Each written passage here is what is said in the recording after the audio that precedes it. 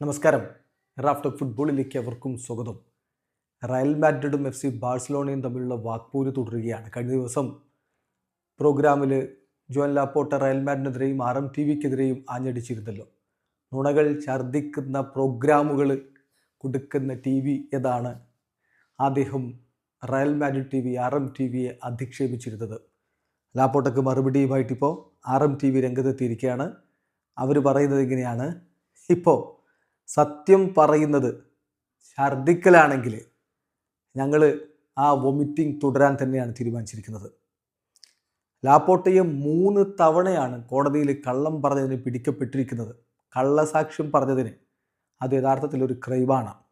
ആദ്യത്തെ കോൺട്രാഡിക്ഷൻ അയാൾ പറഞ്ഞത് നെഗ്രേരയെ അറിയില്ല എന്നാണ്. എന്നാൽ നെഗ്രേരയെ കൃത്യമായിട്ട് അറിയാവുന്നതിൻ്റെ തെളിവുകൾ ചിത്രങ്ങൾ സഹിതം അവൈലബിൾ ആണ്.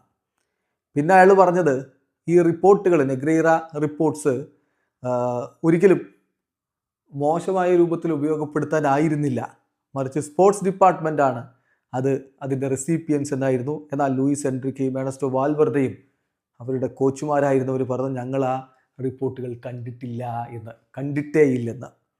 മൂന്നാമത് അയാൾ പറഞ്ഞത് അദ്ദേഹം ആ ബോക്സസുമായിട്ടാണ്, റിപ്പോർട്ട്സ് ഉണ്ട് എന്ന് പറയുന്ന ബോക്സസുമായിട്ട് അയാൾ വരുന്ന രൂപം. ദെൻ അദ്ദേഹം പറഞ്ഞത് റിപ്പോർട്ട്സ് എല്ലാ 5 വർഷങ്ങളിലും നശിപ്പിച്ചു കളഞ്ഞു എന്ന്. സോ ആരാണിവിടെ പച്ചക്കള്ളം ഛർദ്ദിച്ചു വെക്കുന്നത്? ഏതായാലും ഞങ്ങൾ സത്യം പറഞ്ഞ് തുടരും.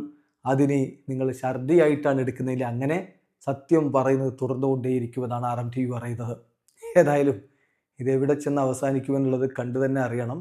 റയൽ ബാഴ്സ പോര് വളരെയധികം ശക്തമായി നിൽക്കുന്ന ഒരു ഘട്ടമാണിത്. വീഡിയോ അവസാനിക്കുന്ന ഫുട്ബോൾ ലോകത്തെ കൂടുതൽ വിശേഷങ്ങളുമായി റാഫ്റ്റോക്സ് വീണ്ടും എത്താം.